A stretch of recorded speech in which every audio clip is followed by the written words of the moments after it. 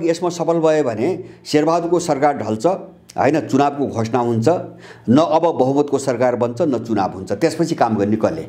व्यवस्थापिका पनि छैन, कार्यपालिका पनि छैन।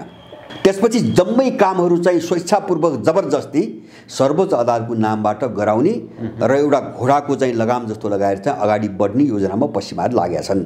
विदेशीहरूको कब्जामा त यो न्यायालय कहाँ गयो भन्छ भने जुन दिन कल्याणराज श्रेष्ठ जो अहिलेको चोलेण्डको विरोधी अभियानको मास्टरमाइन्ड हो, कल्याणराज श्रेष्ठले जुन दिन सर्वोच्च अदालतमा एनजिओ को कभरमा चाहिँ पश्चिमा पैसा लगानी गर्ने जब स्वीकृत गर्यो कल्याणराज श्रेष्ठले, र जुन दिनदेखि सुशीला कार्कीले दलका नामबाट सिफारिस गरिएका कोटामा सिफारिस गरेका झोलेहरूलाई न्यायाधीश बनाउने परम्परा सुरु गरिन्, न्यायालय त्यो दिनदेखि समाप्त भइसकेको हो। यो त विस्फोट मात्रै हो, यो बाहिर प्रकट भएको मात्रै हो। त्यसकारणले गर्दाखेरि न्यायपालिका छैन, यो पुरै गुण्डाहरूको अखाडा हो। मलाई पूर्ण विश्वास छ शेरबहादुरले संसदमा बहुमत आउने तपाईको छाँट भएन भने यो संसद विघटन हुन्छ। यसमा कसैले शङ्का नगरे हुन्छ, किन संसद त अरू त काम छैन, त्यही एमसीसीको निम्ति चाहिँ राखिया संसद हो। अब त्यो पनि भएन भने यो विघटन हुन्छ, शेरबहादुरको सरकार पनि विघटन हुन्छ। इन्डो पश्चिमा शक्तिहरूको जोड अहिले कहाँ छ भन्छ भने उनीहरूले 2052 सालदेखि 62 सालको जो परिस्थिति थियो नि हो, त्यो अराजकतामा नेपाललाई लग्न खोजिरहेछन्। यसपछि जे पनि हुनसक्छ। दुई तीनटा तस्बिर देख्छु मैले। एउटा के देख्छु भन्छ भने यिनले जे गरिरहेछन् यिनको एउटा सेट तम तयार छ। जस्तो यिनीहरू त्यहाँ मात्रै होइन, सर्वोच्च अदालतमा आफ्नो सेट फिट गर्ने मात्रै होइन कि त्यसपछिको लाइनमा यो पश्चिमाहरूले पालेका एजेन्टहरू, मैले अघि भने कसैका छोराछोरी, कसैका स्वास्नी, कसैका भाइ, कसैका भतिजाहरूको ठुलो लाइन छ। मैले त्यो हेरेँ, केही वकिलहरूसँग मैले त्यो लिस्ट हेरेँ, जसलाई उनीहरू न्यायाधीश बनाउन खोजिरहेका छन्। चोलेन्द्रबाट भइरहेको छैन। एउटा त्यो लाइनमा पनि चाहिँ उनको पंक्ति कसरी चाहिँ पसाउने, वरिष्ठ अधिवक्ता र न्यायाधीशको लाइनमा। दोस्रो, आफ्नो सेट त्यहाँ स्थापित गरेर अब सर्वोच्चबाटै चाहिँ नेपाल चलाउने खालको एउटा माहौल कसरी बनाउने। अब यो एउटा प्रयोग भयो, एउटा प्रयोगको एउटा विकल्प यो। अब यो भएन भने के हुन्छ? सन् 2018 मा 3 वर्ष अगाडि इन्डियाको जासुसी संस्थाले एउटा रिपोर्ट चाहिँ सार्वजनिक गर्यो। त्यो के गर्यो भन्छ भने नेपालभित्रबाट मुजाहिदिन आतंकवादीहरूले इन्डियामा आक्रमण गर्ने सम्भावना बढेर गयो भनेर चाहिँ उसले ल्यायो। त्यसको 1 वर्षपछि अमेरिकाको जासुसी संस्थाले त्यही रिपोर्ट ल्यायो। उसले के भन्यो भन्दाखेरि इन्डियाबाट भागेर नेपालमा आश्रय लिएका मुजाहिदिनहरूले नेपालबाट इन्डियामा आक्रमण गर्ने सम्भावना एकदम प्रबल छ भन्यो। उनले त्यो रिपोर्ट किन ल्याएर भन्दाखेरि त्यो तयारी उनी गरिरहेछन्। जस्तो नेपालभित्रबाट आतंकवादी आक्रमण गराएर नेपालको वातावरण धमाल्ने सम्पूर्ण तयारी उनले गरिरहेछन्। त्यसको निम्ति उनले गृह कार्य त्यस्तो मान्छेलाई मानसिकता बनाउन त्यो प्रचार गरे, प्रोपगन्डा गरे, र उनले यताबाट सकेनन् भने एउटा दोस्रो खेल त्यो हुन सक्छ। यसमा सफल भएन भने मलाई विश्वास छ नेपालमा हत्याको एउटा श्रृङ्खला सुरु हुन्छ। प्रचण्ड पनि मार्न सक्छन्, शेरबहादुर पनि मार्न सक्छन्, अथवा अर्को कुनै पनि मान्छे मार्न सक्छन्, अथवा कुनै सार्वजनिक ठाउँमा एउटा मान्छेहरूको भिडभाड ठाउँमा बम ब्लास्ट गरेर चाहिँ तपाईँको 100 मान्छे पनि मार्न सक्छन्। आखिर वातावरण गिजोल्ने न हो, जसरी गिजोलिन्छ त्यो ढङ्गले गिजोल्नु पर्यो। ज्ञानेन्द्र बोलेपछि किन अत्तालिए? राजा ज्ञानेन्द्र भनेपछि एउटा शक्ति हो। बाटो बन्द हुने जो खतरा बढिरहेछ त्यसलाई रोक्नुको निम्ति उनले शेरबहादुरलाई बोल्न लगाए।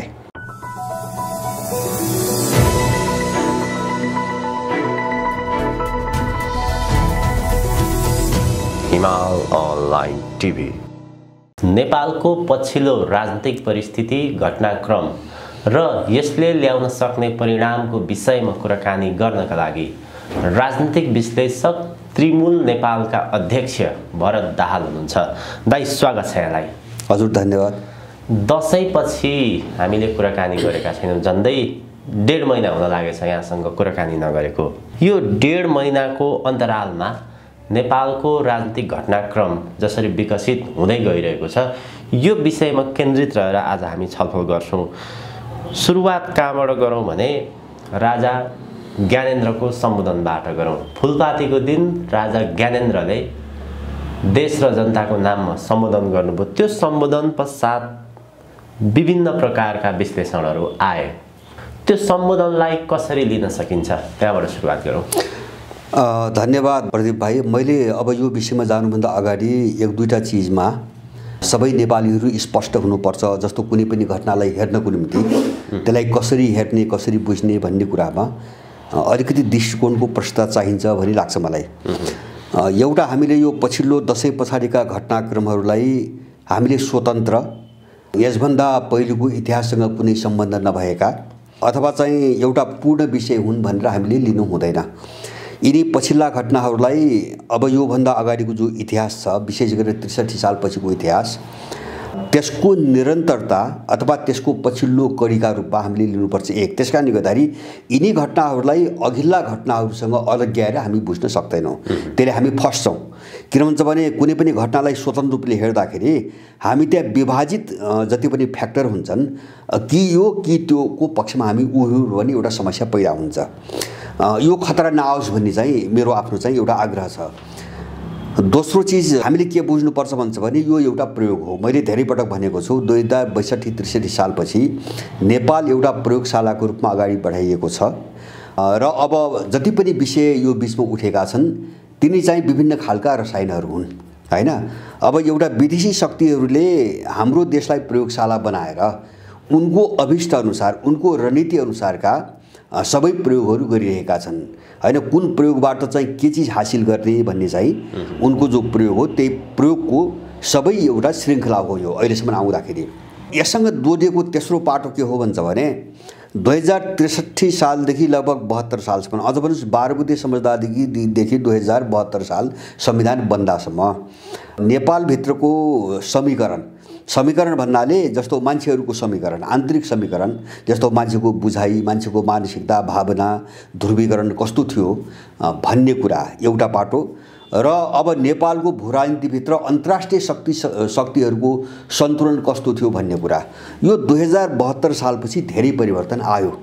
परिवर्तन के कारणले आयो भन्छ भने 2072 सालभन्दा अगाडि चाहिँ यो दलालहरूलाई दिएका मुद्दा बेग्लै प्रकारका थिए हैन।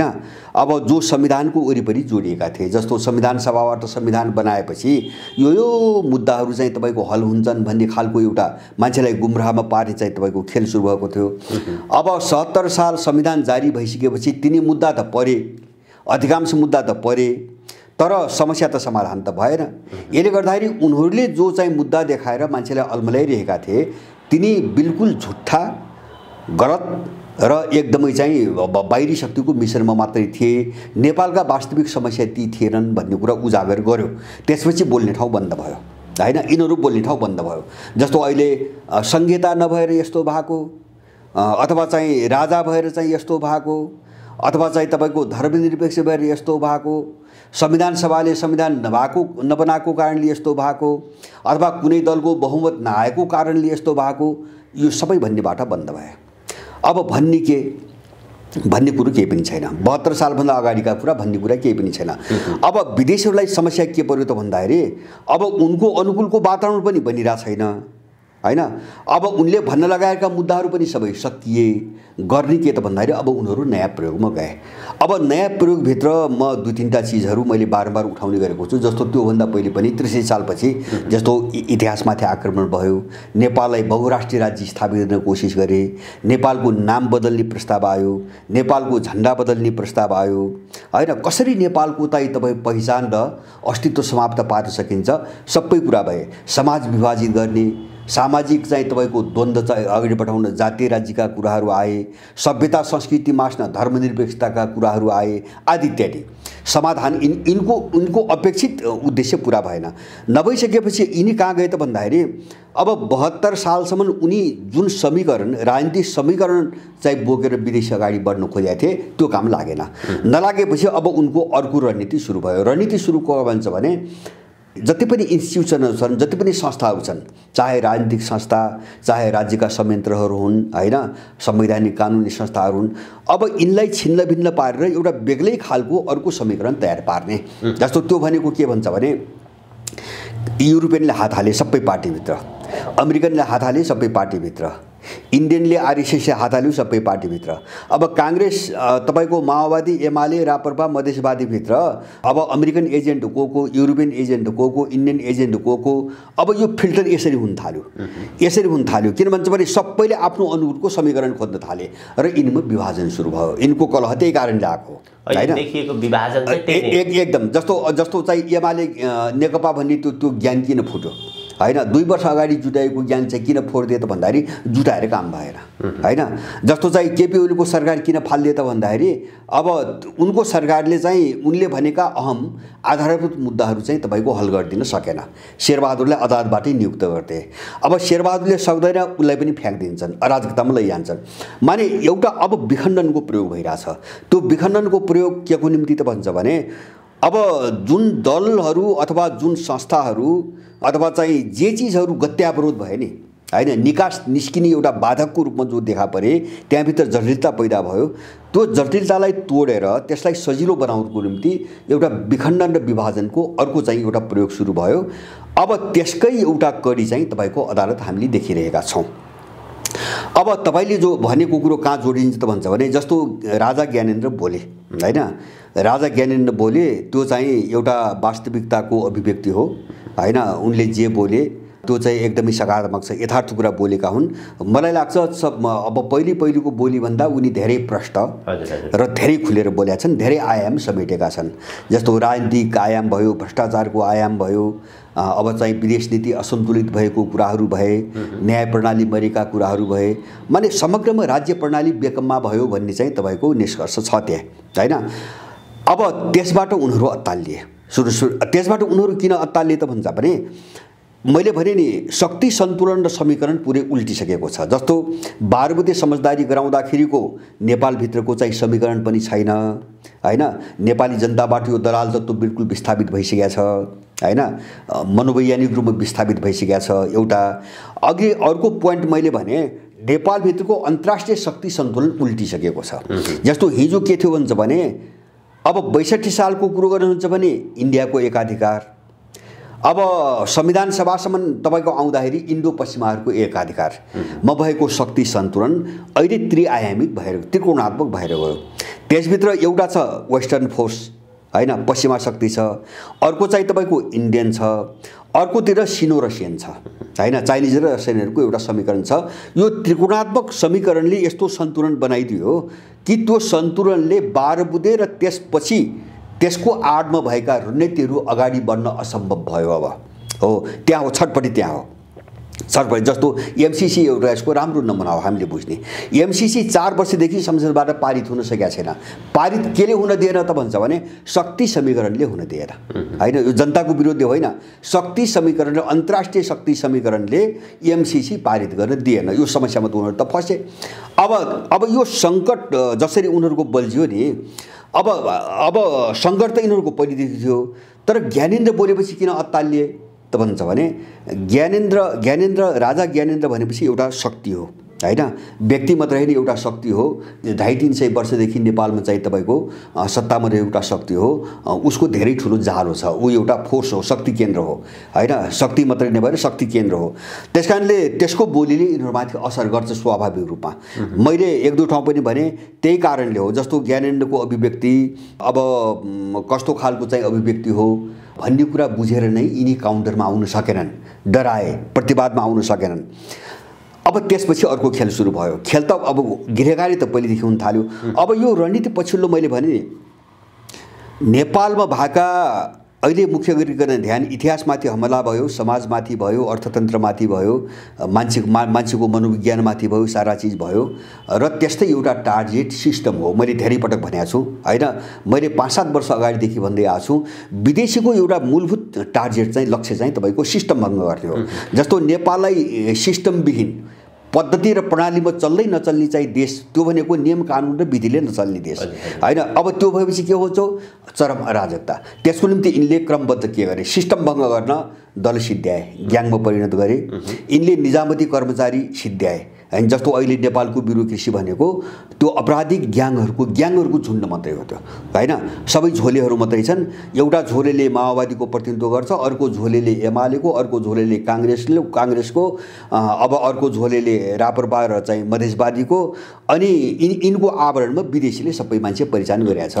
निजामती राजा ज्ञानेन्द्रको सम्बोधनपछि अहिलेको घटनाक्रम त्यसपछि विकसित भयो कि त्यो प्रयोगमा जान बाध्य भए उनीहरू। विकसित त भइरहेको थियो। म जोड्दैछु, कर्मचारी तन्त्र सिद्ध्याए, पुलिस सिद्ध्याए, सिस्टमको कुरा गर्दाखेरि। अब एउटा सिस्टमभित्र चलिरहेको एउटा अङ्ग थियो न्यायपालिका। जस्तो व्यवस्थापिका गयो, सुन्नुहोस् न, संसद काम नलाग्ने भयो, बैठक पनि बस्दैन, केही पनि गर्दैन, संसद गयो, कार्यपालिका गयो, कार्यपालिका गयो मतलब तपाईँको सरकार गयो होइन। जस्तो स्थिर सरकार पनि बन्दैन, केही पनि गर्दैन, अब केही निर्णय पनि गर्दैन, निकास पनि दिँदैन, सरकार पनि गयो। अब 3टा अङ्गमध्ये, राज्यका मूलभूत 3टा अङ्गमध्ये अब 4वटा मूलभूत अङ्ग, कार्यपालिका, व्यवस्थापिका, न्यायपालिका र एउटा सेना। अब बाँकी रह्यो चाहिँ 3टा अङ्गमध्ये न्यायपालिका। अब यसलाई तोड्ने रणनीतिमा उनीहरू आएछन्। अब यो रणनीतिमा किन आयो भन्छ भने एउटा त उनको पहिलेदेखिकै रणनीति हो सबै सिस्टम भङ्ग गर्ने। अब यति तीव्र रूपमा यो अगाडि किन बढ्यो त भन्छ भने मैले भने नि यसको एउटा कारण राजा ज्ञानेन्द्रको अभिव्यक्ति हो होइन। अब नेपालमा तुरुन्तै होइन 2टा कोणबाट उनीहरूले चाहिँ यो कदम अगाडि बढाइरहेछन्। नेपाललाई तुरुन्तै एउटा ठुलो अराजकतामा लैजानुपर्छ होइन। मान्छेको ध्यान त डाइभर्ट गर्नु पर्यो, अब अन्त मोड्नु पर्यो होइन। जस्तो एउटा दिशातिर मान्छे गइरहेछ नि, अब यो सिस्टम व्यवस्था केही पनि काम लाग्दैन, यो बेकम्मा चिज हो, यो विदेशीले हामीलाई बोकाइदिएको भारी हो, पापको पिण्ड हो भन्ने कुरो त सबैले बुझे। अब त्यो बुझाइबाट मान्छेलाई चाहिँ भड्काउनुको निम्ति, बहकाउनुको निम्ति उनले एक खालको अराजकता पैदा गर्न खोजेका छन्। एउटा रणनीति उनको अराजकता पैदा गरेर त्यो अराजकतातिर मान्छेको ध्यान खिच्ने। दोस्रो मिसन के छ भन्छ भने यिनको मैले गरेँ भने कार्यपालिका गयो, के अरे व्यवस्थापिका गयो। अब के हुन्छ भन्छ भने न्यायपालिका कब्जा गरे भने जो चोलेन्द्रको विरोध गरिरहेछन् नि, यो के भन्छ भने 2टा दलाल ग्याङहरूको लडाइँ हो होइन।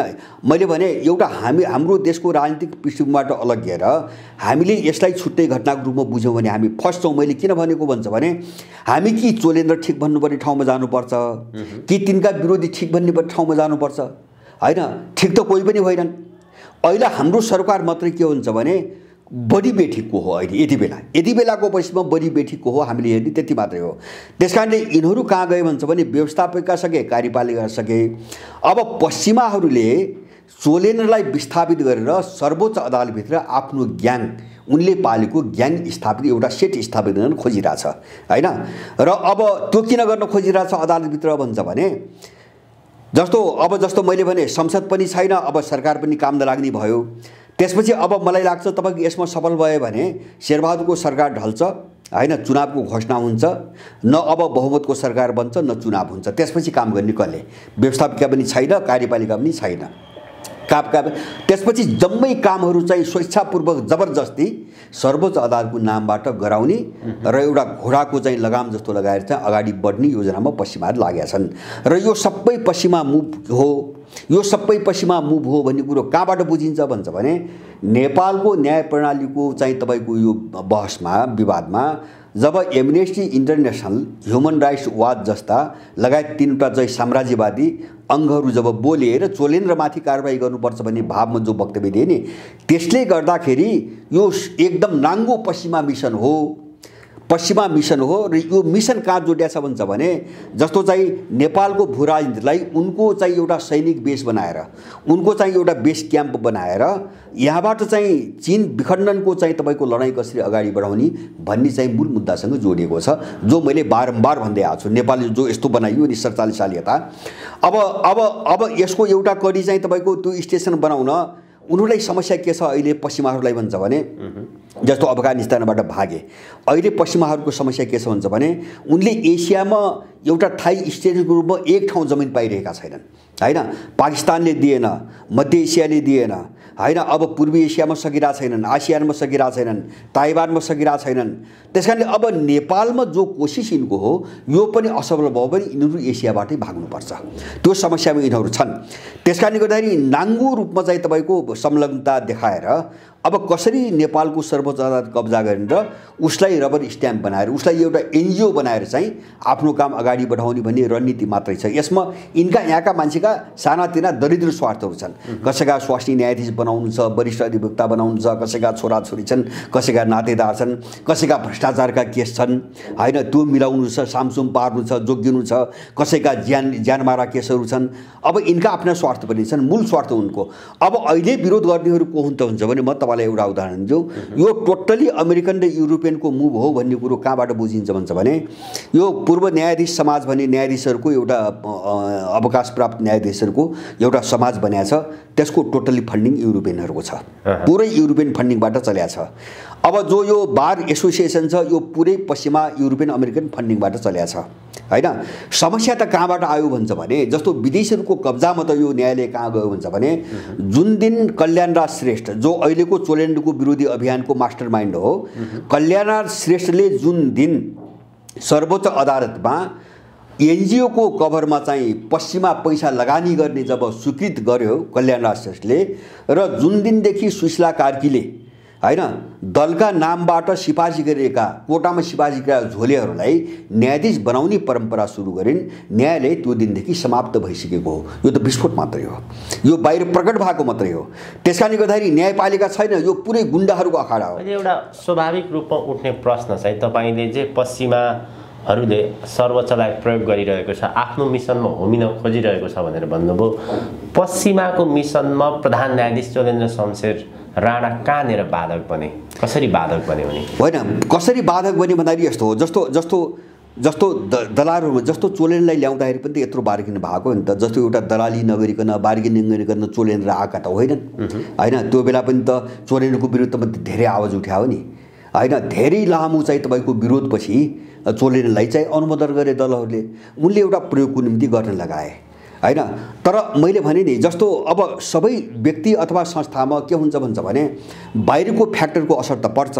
मैले भने नि अन्तर्राष्ट्रिय शक्तिहरूको जो चाहिँ तपाईँको भूमिका हो त्यसको पनि असर पर्छ हैन। अब राष्ट्रभित्रको विभिन्न घटनाक्रमको पनि उनीहरूभित्र असर पर्छ।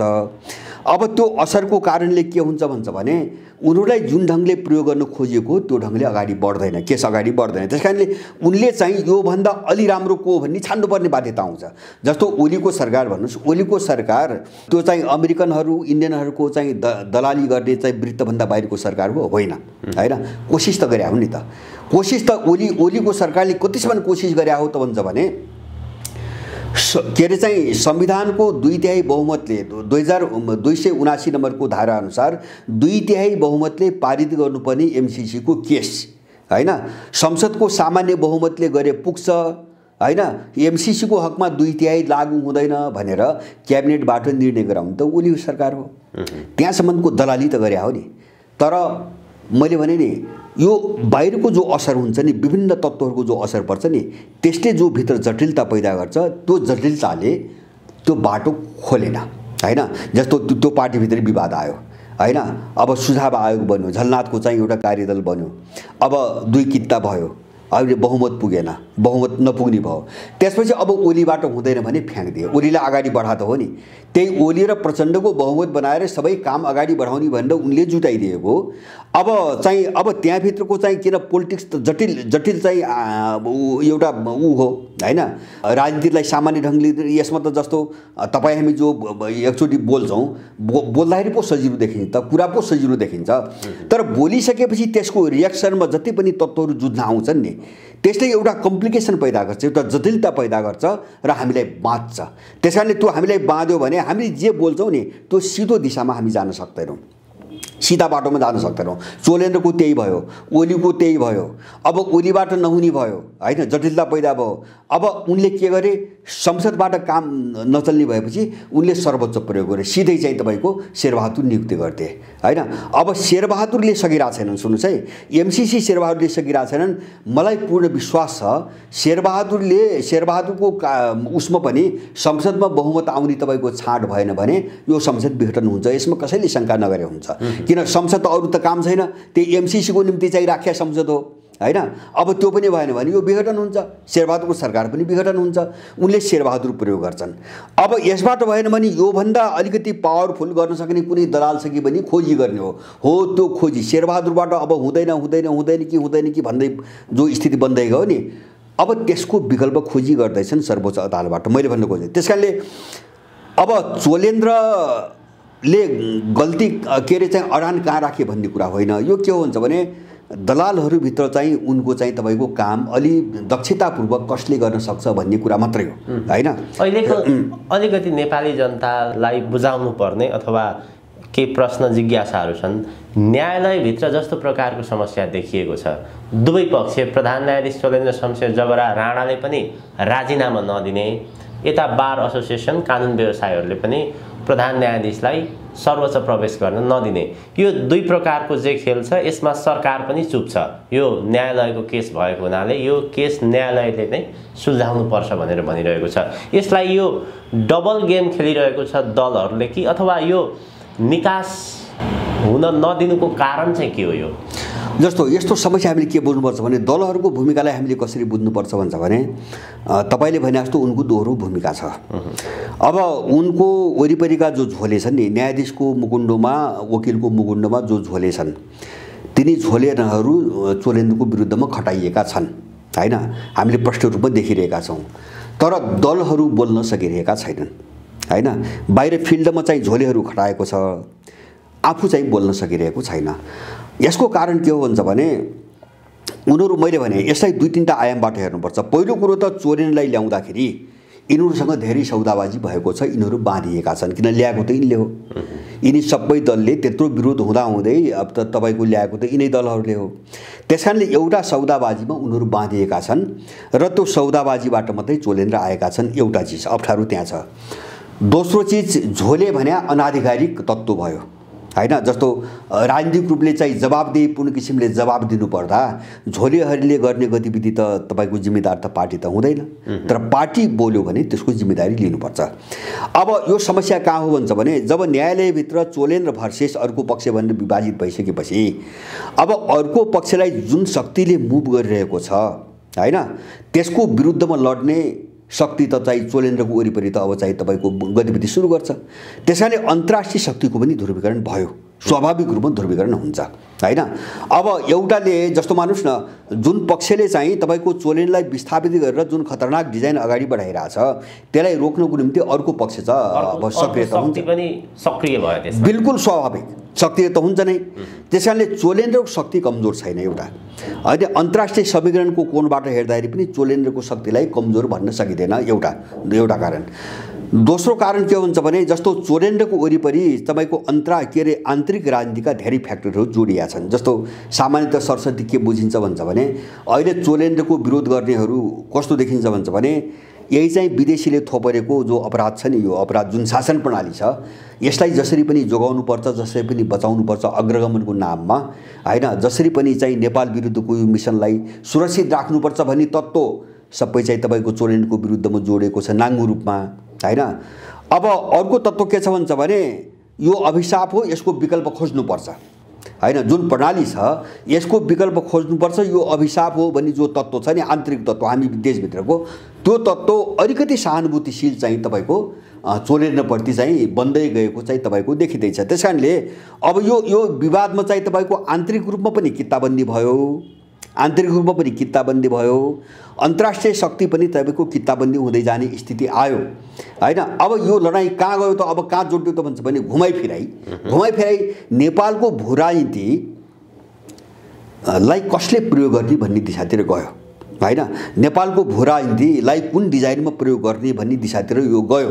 त्यसकारण गरे त्यही कारणले पश्चिममा चाहिँ ती मानवाधिकारी नामका चाहिँ साम्राज्यवादी एनजिओ छन् नि, तिनी एनजिओहरू नाङ्गो रूपमा बोल्नुको कारण त्यो होइन। उनी नाङ्गै भएर आएर यिनीहरू होइन चोलेन्द्रलाई कारबाही गर्ने भन्ने आइसके, कारबाही गर्नुपर्छ भन्ने उनीहरू आइसके मानवाधिकारको खोलमा भनेपछि अब लडाइँ हुने के हो। हामीले त्यही भएर मैले सुरुमा भने नि, हामीले यस्ता घटनाहरूलाई यो समग्र रणनीति, नेपालभित्रको समग्र भूराजनीति, चाहे पश्चिमाहरूको रणनीति होस्, इन्डियनहरूको होस्, अर्काको होस्, त्यति मात्र होइन हाम्रो आफ्नै पनि, जस्तो हाम्रो रणनीति के हामीले कुन ढङ्गले सोच्ने, अर्को दलालको रणनीति होला, यो रणनीतिक आयामबाट यिनी घटनाहरूलाई बुझ्न सकेन भने हामी फस्छौँ। त्यस कारणले अब जति घटना घटुन् तिनी घुम्दै फिर्दै जाने कहाँ हो त भन्छ भने यो 62 सालपछि, विशेष गरेर 62 सालपछि नेपालको भूराजनीति जुन दिशातिर अगाडि बढाइयो नि, त्यही नियममा गएर जोडिन्छन्, अन्तिममा त्यही गएर जोडिन्छन्। त्यस कारणले बाहिर रूपमा देखिँदाखेरि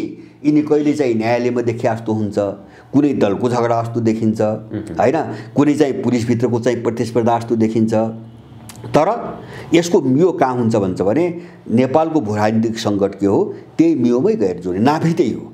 त्यस कारणले यो ध्रुवीकरण पनि अहिले के हो भन्छ भने यो पश्चिमा मिसनलाई अझ प्रभावकारी बनाएर लैजाने वा अब यसको विरोधको वरिपरि चाहिँ जति पनि चाहिँ प्रवृत्तिहरू चाहिँ जम्मा भइरहेछन् नि हैन, अब यसको विकल्प खोज्नै पर्छ भन्ने जो प्रवृत्ति भइरहेछन्, यो प्रवृत्तिहरूले अर्को एउटा समीकरण बनाइरहेछ।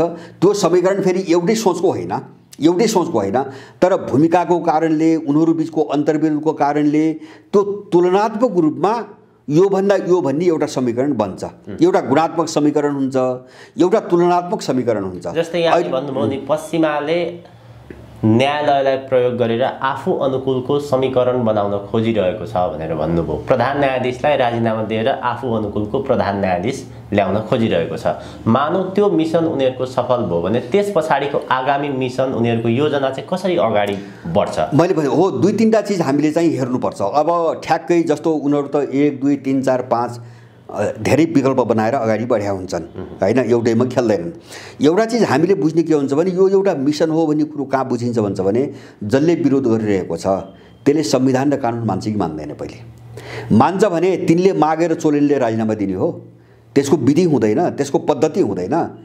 अनि यिनले मागेर राजीनामा दिनुपर्ने भएपछि त्यो ठाउँमा लग्न खोज्दैछ। सुन्नुहोस् है, गहिरो कुरो त्यो हो। त्यो पश्चिमाले कहाँ लग्न खोज्दैछ भन्छ भने तपाईको सडकबाट उनको ताकत पुग्यो भने सडकबाट नै सबै फैसला गर्न सकिन्छ भन्ने ठाउँमा पुर्याइदिन्छ। सिस्टम भङ्ग गर्ने भने त्यही हो, सिस्टम भङ्ग गर्ने, नजिर बसाउने हैन। जस्तो शेरबहादुरलाई नियुक्त गरेर नजिर के बसाए भन्छ भने अब न्यायाधीशले पनि प्रधानमन्त्री बनाउँदो रहेछ, नजिर त बनाए।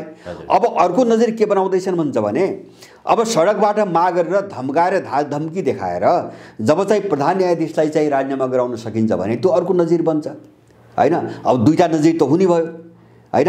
अब यो नजिर भोलि उनले कहाँ समात्न खोजिरहेछ भन्छ भने मैले भने अघि नै संसद पनि रहन्न, सरकार पनि रहन्न, अलि पछि गएर त्यसपछि यो नजिर प्रयोग हुन्छ। यो नजिर प्रयोग गरेर उनीहरूको जोड कहाँ छ अहिले, इन्डो पश्चिमा शक्तिहरूको जोड अहिले कहाँ छ भन्छ भने उनीहरूले 2052 सालदेखि 62 सालको जो परिस्थिति थियो नि हो त्यो अराजकतामा नेपाललाई लग्न खोजिरहेछन्। उनको एउटै मिसन छ, अब यो चाहिँ तपाईँको सिस्टमभित्रबाट हामीले काम गर्न सक्दैनौँ किन यो अन्तर्राष्ट्रिय शक्ति सन्तुलन एकदम उल्टियो। त्यसकारणले यो सिस्टमलाई, यो सन्तुलनलाई उल्टाउनुको निम्ति हैन, यो अन्तर्राष्ट्रिय शक्ति सन्तुलन नेपालभित्रको र नेपालभित्रको समीकरणलाई उल्टाउनुको निम्ति एउटा अराजकता पैदा गर्नुपर्छ, एउटा अन्योलता पैदा गर्नुपर्छ र अब त्यो अराजकतालाई प्रयोग गरेर आफ्नो लगाम सुदृढ गर्नुपर्छ। जस्तो उनले के गरे 52 सालपछि माओवादी प्रयोग गरे हैन। अब त्योभन्दा अगाडि दासढुङ्गा हत्याकाण्ड भयो, दरबार हत्याकाण्ड भयो, यत्रो मान्छेहरू मारिए र सारा बाटो क्लियर गरिकन तपाईको एउटा समीकरण, एउटा लगाम 12 बुँदेमा गएर कसे हैन। सबै घोडाहरूलाई एउटा किलोमा लगेर तपाईको बाँधे। अब त्यो खालको एउटा माहौल कसरी क्रिएट गर्ने उनको चाहिँ रणनीति त्यो अहिले। त्यो रणनीति किन गए, अब अराजकताको रणनीति किन गए त भन्छ भने अब सिस्टमभित्रबाट उनको काम नहुने भयो। यो हामीले राम्रोसँग बुझ्नुपर्छ। मैले भने नि अब संसदबाट पनि उनको निकास खुलेन, बहुमतको सरकार बन्दाखेरि पनि उनको निकास खुलेन। अब न्यायालयबाट प्रधानमन्त्री नियुक्त गर्दाखेरि पनि उनको निकास खोलेन भनेपछि अब निकासको बाटो के हो त भन्दाखेरि अर्को अराजकता र त्यो अराजकतामा खेलेर आफ्नो हात बलियो पार्ने उनको रणनीति। अब यसपछि के हुन्छ, अब हामीले दुई तीनटा चीज हामी परिकल्पना गरौँ। यसपछि जे पनि हुन सक्छ। दुई तीनटा तस्बिर देख्छु मैले। एउटा के देख्छु भन्छ भने यिनले जे गरिरहेछन् यिनको एउटा सेट तम तयार छ। जस्तो यिनीहरू त्यहाँ मात्रै हैन, सर्वोच्च अदालतमा आफ्नो सेट फिट गर्ने मात्रै हैन कि त्यसपछिको लाइनमा यो पश्चिमाहरूले पालेका एजेन्टहरू, मैले अघि भने कसैका छोराछोरी, कसैका स्वास्नी, कसैका भाइ, कसैका भतिजाहरूको ठुलो लाइन छ। मैले त्यो हेरेँ, केही वकिलहरूसँग मैले त्यो लिस्ट हेरेँ जसलाई उनीहरू न्यायाधीश बनाउन खोजिरहेका छन्। चोलेन्द्रबाट भइरहेको छैन। एउटा त्यो लाइनमा पनि चाहिँ उनको पंक्ति कसरी चाहिँ पसाउने, वरिष्ठ अधिवक्ता र न्यायाधीशको लाइनमा। दोस्रो आफ्नो सेट त्यहाँ स्थापित गरेर अब सर्वोच्चबाटै चाहिँ नेपाल चलाउने खालको एउटा माहौल कसरी बनाउने। अब यो एउटा प्रयोग भयो, एउटा प्रयोगको एउटा विकल्प यो। अब यो भएन भने के हुन्छ हैन, यो एउटा हाम्रो चाहिँ भोलिको निम्ति सोच्ने कुरा भयो। मैले भन्दै आएको छु, त्यही मैले भने हामीले अर्को घटना के होला भन्ने अनुमान गर्नुको निम्ति हामीले इतिहासतिर अलिकति फर्कनुपर्छ हैन, त्यससँग जोडिनुपर्छ। जस्तो मैले बारम्बार चाहिँ नेपालमा अब के होला भन्ने कुराको चर्चा गर्दाखेरि मैले दुईटा घटना बारम्बार उठाउँदै आएको छु, तीनटा घटना। एउटा चाहिँ सन् 2018 मा 3 वर्ष अगाडि इन्डियाको जासुसी संस्थाले एउटा रिपोर्ट चाहिँ सार्वजनिक गर्यो। त्यो के गर्यो भन्छ भने नेपालभित्रबाट मुजाहिदिन आतंकवादीहरूले इन्डियामा आक्रमण गर्ने सम्भावना बढेर गयो भनेर चाहिँ उसले ल्यायो। त्यसको 1 वर्षपछि अमेरिकाको जासुसी संस्थाले त्यही रिपोर्ट ल्यायो। उसले के भन्यो भन्दाखेरि इन्डियाबाट भागेर नेपालमा आश्रय लिएका मुजाहिदिनहरूले नेपालबाट इन्डियामा आक्रमण गर्ने सम्भावना एकदम प्रबल छ भन्यो। उनले त्यो रिपोर्ट किन ल्याएर भन्दाखेरि त्यो तयारी उनी गरिरहेछन्। जस्तो नेपालभित्रबाट आतंकवादी आक्रमण गराएर नेपालको वातावरण धमाल्ने सम्पूर्ण तयारी उनले गरिरहेछन्। त्यसको निम्ति उनले गृह कार्य त्यस्तो मान्छेलाई मानसिकता बनाउन त्यो प्रचार गरे, प्रोपगन्डा गरे र उनले यताबाट सकेनन् भने एउटा दोस्रो खेल त्यो हुन सक्छ हैन। जस्तो आइएसआई प्रयोग गर्यो नि, अमेरिकाले आइएसआई प्रयोग गर्यो अथवा अल कायदा प्रयोग गर्यो, सुरुमा त प्रयोग गर्यो, तालिबान प्रयोग गर्यो। अब कुनै मुजाहिदिनको नाममा उनले सङ्गठित गरेका आपराधिक ग्याङहरूलाई यहाँ हत्या हिंसामा प्रयोग गर्छन् र वातावरण गिजोल्छन् हैन। दोस्रो विकल्प त्यो हुन सक्छ। अब यसको तेस्रो विकल्प के हुन सक्छ भन्छ भने जस्तो चाहिँ तपाईको उनले नेपालभित्र एउटा गृहयुद्धको अवस्था सिर्जना गर्ने हैन। जस्तो पहिले जातिको रूपमा खेल्न खोजे, यिनीहरू असफल भए किन त्यो ग्राउन्ड नै थिएन, नेपालमा त्यो ग्राउन्ड नै थिएन। अब बाबुराम जस्ता प्रचण्ड जस्ता दुष्टहरूलाई प्रयोग गरेर नेपालको नाम फेर्ने, पृथ्वीनारायणका शालिग ढाल्ने, नेपालको झन्डा बदल्नेसम्मका कोसिस गरे, कहीँ पनि काम लागेन। त्यसकारणले अब उनले अर्को खेल के गर्न सक्छन् भन्छ भने जस्तो कुनै मुद्दाहरू प्रयोग गर्न सक्छन्, जस्तो धर्मको मुद्दा प्रयोग हुन सक्छ। मैले त्यो सम्भावना बढी देख्छु किन आरएसएस पनि त्यसमा लागेको छ, पश्चिमा पनि त्यसमा लागेको छ। त अहिले एक खालको जस्तो आरएसएस र पश्चिमाहरूको समान एजेन्डा मैले के देख्छु भन्छ भने उनको कोणबाट हैन। त्यो शब्दको चाहिँ खास अर्थ के हो म त्यतातिर जान चाहन्न।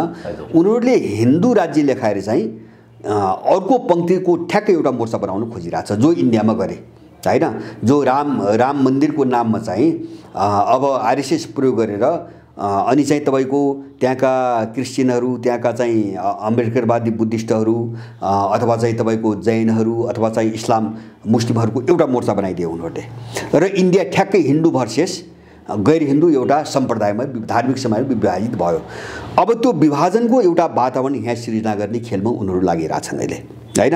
अब यो तेस्रो प्रयोग हुन सक्छ। त्यसकारणले उनीहरू विकल्पमा एउटा हत्या हिंसा, एउटा चाहिँ गृहयुद्धको निम्ति चाहिँ यस्ता चाहिँ मुद्दाहरूमा चाहिँ मान्छे विभाजित गर्ने र तेस्रो चाहिँ जस्तो सर्वोच्च अदालत जस्तो चाहिँ संस्था कब्जा गर्न अगाडि बढ्ने, यो सबै विकल्पमा छ। यो विकल्पमध्ये उनीहरू अलिकति सजिलो कहाँ हुन्छ उनले बढाउने त्यसैलाई हो। मलाई लाग्छ सर्वोच्चको यो केसमा केही दिन प्रयोग होला नि, यो धेरै जाँदैन हैन। अब केही दिन एकाध महिना केही जाला। अब यसमा सफल भएनन् भने मलाई विश्वास छ नेपालमा हत्याको एउटा श्रृङ्खला सुरु हुन्छ। उनले त्यो गर्छ। यसमा असफल भयो भने हो। अब यसमा असफल भयो भने जस्तो गृहयुद्धको निम्ति समय चाहिन्छ लामो हैन। जस्तो धार्मिक कोणबाट गराउनु खोजुन् वा चाहिँ सामाजिक कोणबाट गराउनु खोजुन्, एक त त्यो सम्भव छैन। दोस्रो कुरो लामो प्रक्रियाको कुरा हो त्यो। अब त्यहाँसम्म पर्खने चाहिँ तपाईको धैर्यता र अब त्यो चाहिँ क्षमता यिनीहरूसँग छैन। किन भन्छ भने अन्तर्राष्ट्रिय लडाइँमा, अन्तर्राष्ट्रिय ध्रुवीकरणमा उनीहरूलाई आच्छु भएको छ। अहिले अमेरिकन र युरोपियनहरूलाई आच्छु भएको छ रुस र चीनसँग, इरानसँग लड्नको निम्ति हैन।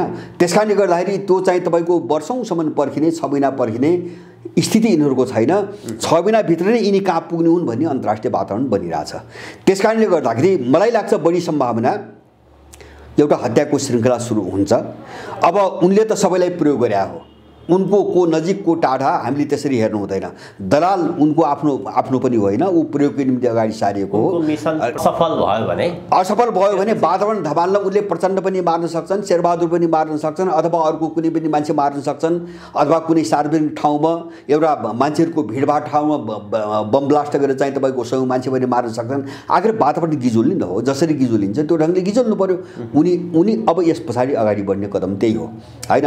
त्यसमा प्रश्न मैले अघि नै भने नि उनीहरू त्यो कदमलाई मलाई लाग्छ अहिलेसम्म भइसक्थ्यो, नेपालमा त्यो डिजाइन प्रयोग भइसक्थ्यो हैन। जो इन्डियन र अमेरिकनहरूले जासुसी संस्थाको नाममा जो चाहिँ प्रबन्ध गर्न खोजे नि त्यो के कारणले रोक्यो त भन्छ भने उनको त्यो रिपोर्टपछि चिनिया राष्ट्रपतिको एउटा चाहिँ तपाईँको मुखबाट एउटा कुरा आछ।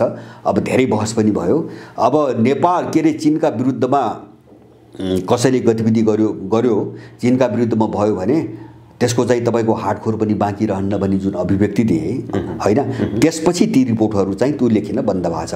त्यसपछि त्यो बन्दै भयो होइन, उनीहरू डरले त्यो लेख्नै बन्द गरे त्यसपछि। नत्र पनि उनले निरन्तर चलाउँथे, किन त्यो त एउटा होमवर्क गरेर त्यो त एक्सनमा लैजाने हिसाबले उनले रिपोर्ट ल्याएको थिए हावा खडा गर्नको निम्ति।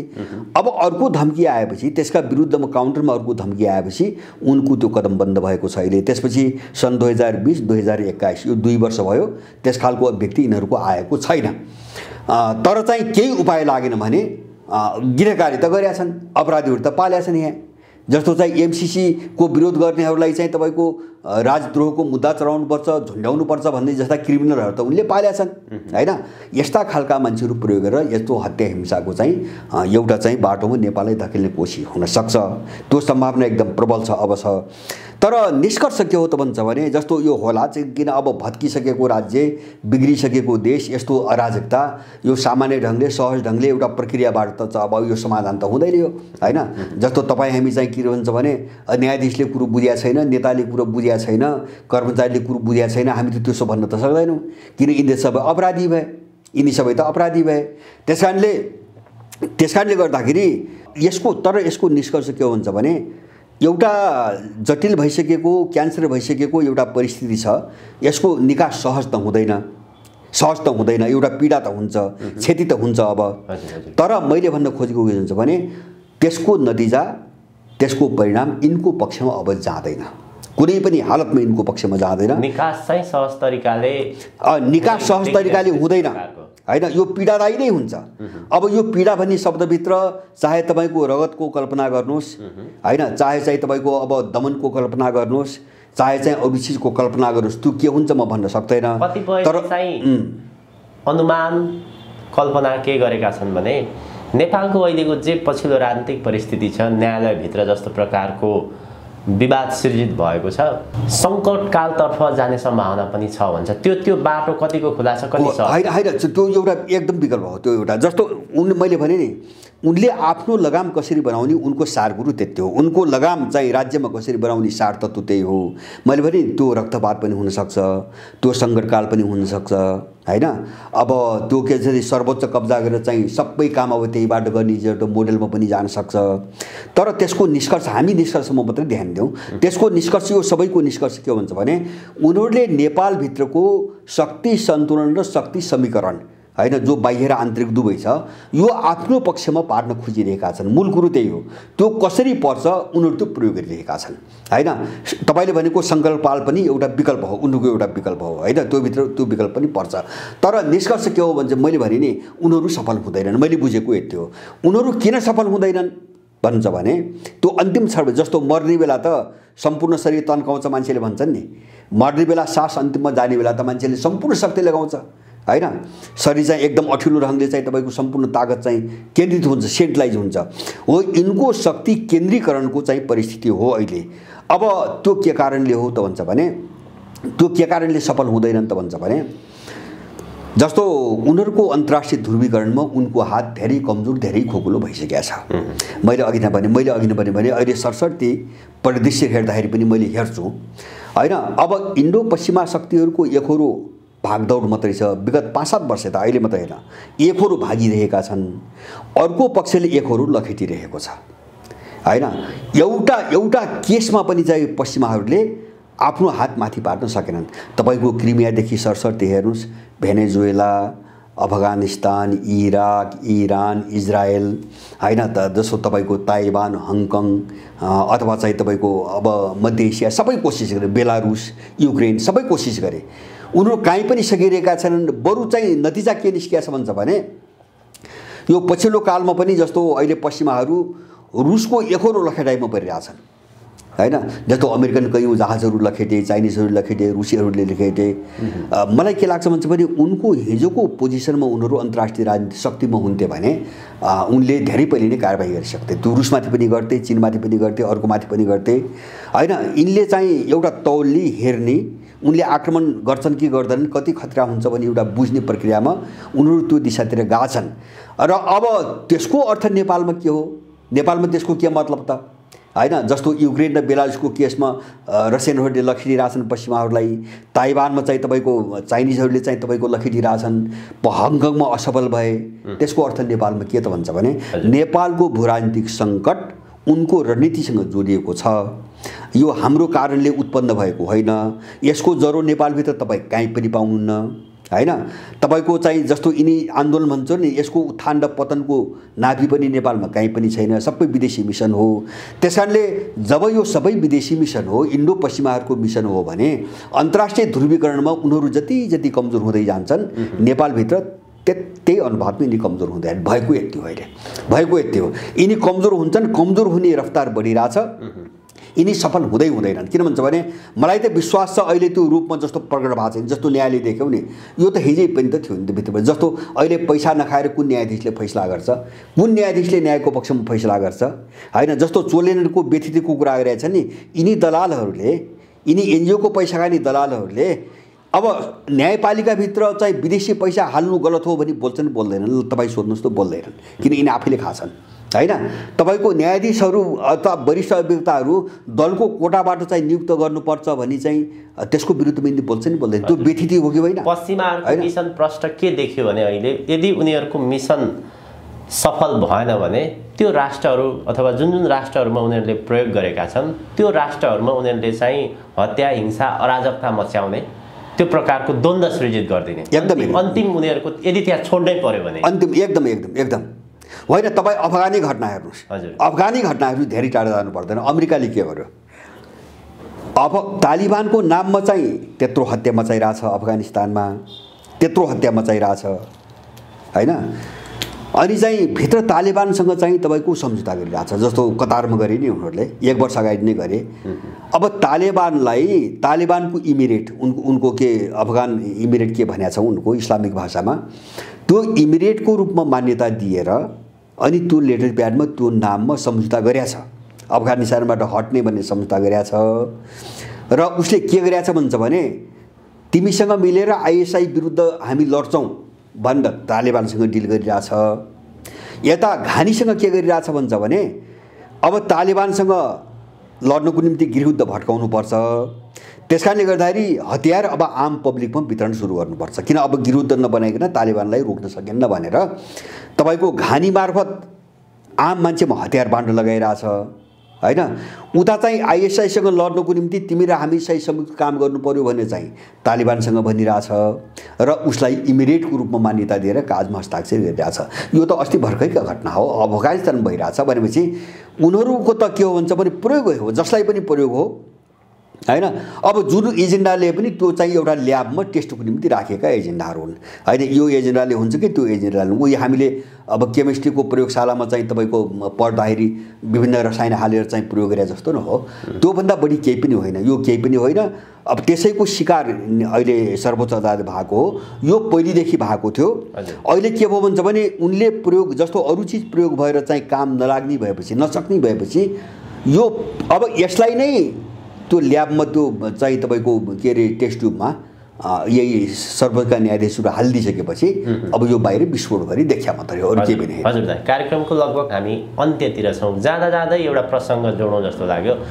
प्रधानमन्त्री शेरबहादुर देउवा बेलायत भ्रमण आएको 2 दिनपछि राजाको प्रसङ्ग पनि थिएन, राज संस्थाको प्रसङ्ग पनि थिएन। उहाँले राजा ज्ञानेन्द्र शाह यो व्यवस्थाको विरुद्धमा लागे, यदि शासनै गर्न मन लागे चुनाव लडेर आऊ भन्ने जस्तो प्रकारको अभिव्यक्ति दिए। त्यो अभिव्यक्तिको आशय अथवा अर्थ राख्छ कि राख्दैन त्यसले? कि होइन, अर्थ नराख्ने कुरो भएर मैले तपाईँले भने पहिले जस्तो दसैँ पछाडि बोल्दाखेरि यिनीहरू प्रतिक्रियाविहीन भए, कोही पनि बोलेनन्। शेरबहादुर कुन बेला बोले भन्छ भने बेलायतबाट फर्केपछि बोले भनेपछि उनलाई बोल्न लगाइयो हैन। जस्तो यो लडाइँ सर्वोच्चमा जो देखिन्छ नि, यो सबै कुराहरू यससँग जोडिएका छन् हैन।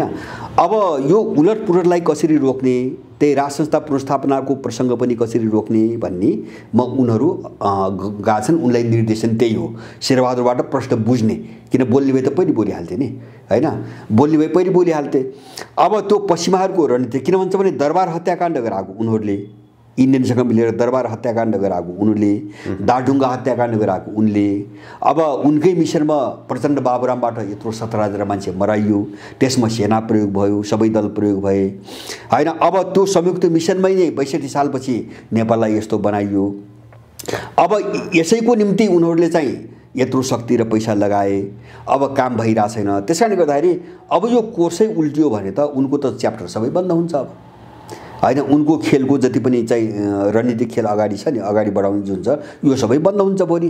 त्यस कारणले त्यो बाटो बन्द हुने जो खतरा बढिरहेछ त्यसलाई रोक्नुको निम्ति उनले शेरबहादुरलाई बोल्न लगाए होइन, शेरबहादुरलाई बोल्न लगाए। अब शेरबहादुर बोले, अर्को किन बोल्दैन त होइन। जस्तो झन्झन उग्रो उग्रो पञ्चायत उफ्रिने मान्छे किन बोल्दैन त भन्छ भने, मैले अघि नै भने नि, अब नेपालको भू राजनीति यस्तो ठाउँमा पुग्यो, अब शक्ति सन्तुलन यस्तो ठाउँमा पुग्यो कि चाहिँ अब चाहेर पनि नचाहेर पनि दुवै कोणबाट कुनै कुरो बोल्यो भने त्यसको ठुलो जोखिम बोल्नुपर्ने स्थिति छ प्रत्येकले। त्यस कारणले कोही डराइरहेछ, कोही बाध्यताले बोलिरहेछ होइन। अब बोल्ने कोही मिसनमा छ, अब कोही चाहिँ अलिकति चाहिँ तपाईँको दलालीको तहमा मात्रै होला, मान्छे आफ्नो ल्याकत र औकात अनुसार गरिरहेछ होइन। जस्तो चाहिँ यही चोलेन्द्रसँग पनि जस्तो प्रचण्ड चाहिँ बसेको भेटघाट गरेको कुरा आयो, सौदाबाजी उनीसँग पनि भइरहेछ। त्यहाँबाट जोगिन सकेन भने उनलाई फाल्ने कुरामा पनि उनको खेल भइरहेछ। चोलेनलाई राखेर बाँचिन्छ कि चोलेनलाई फालेर बाँचिन्छ, अब त्यो हिसाब किताबमा यहाँका चाहिँ दलाल पनि छन्, त्यही हिसाब किताबमा विदेशी फोर्स पनि छ। मैले भने नि त्यो पश्चिमाहरूको निर्देशन हो। अहिले चाहिँ राष्ट्रियताको प्रसङ्गलाई जसरी पनि रोक्नुपर्छ भने पश्चिमाको निर्देशन हो। तपाईँ हामीले उठाउने कुरो के हो भन्छ भने, ठिक छ देउवाली चुनाव लिएर आऊ भन्ने, त्यसो भए उनी चाहिँ लोकतन्त्रवादी हुन् प्रजातन्त्रवादी हुन् भने एउटा चिजमा चुनाव गरौँ। उनी लोकतन्त्रवादी हुन् कि उनी भ्रष्टाचारी लुटेरा विदेशी दलाल हुन् भन्ने बुदामा चुनाव गराउन तयार हौँ। उनी सक्छन् चुनाव गराउन होइन। उनी सदाचारी हुन् कि भ्रष्टाचारी हुन्, उनी प्रजातन्त्रवादी हुन् कि एउटा विदेशी चाहिँ तपाईँको कठपुतली हुन् भने चुनाव गराउँछन् उनीहरू भने यिनी अपराधी दलालहरूका मान्छेको ध्यान डाइभर्ट गर्ने र विदेशीको कुरो बोक्ने कुरा मात्रै हो। तर तपाईँले भने जस्तो त्यो पश्चिमाहरूकै सल्लाहबाट उनी बोलेका हुन्, नत्र भने बेलायतबाट फर्केर चाहिँ बोल्नुपर्ने कारण केही पनि थिएन। जस्तो एमसिसीका मान्छे भेटे, अब पश्चिमाहरूलाई सबैलाई भेटे, अनि त्यसपछि उनले एउटा लाइन दिएपछि अब एउटा बोल्लेन भने चाहिँ यो अन्डोल बढ्छ, ध्रुवीकरण सबै चाहिँ अर्को दिशातिर जान्छ। त्यस कारणले यो ध्रुवीकरणलाई रोक्नु निम्ति बोल्नु पर्यो भने अब उनी बोले कुरो त्यति मात्रै हो। हस्, अत्यन्त धेरै धन्यवाद दाइ यहाँको महत्त्वपूर्ण समय र विचारको लागि। हजुर, यहाँलाई धेरै धन्यवाद।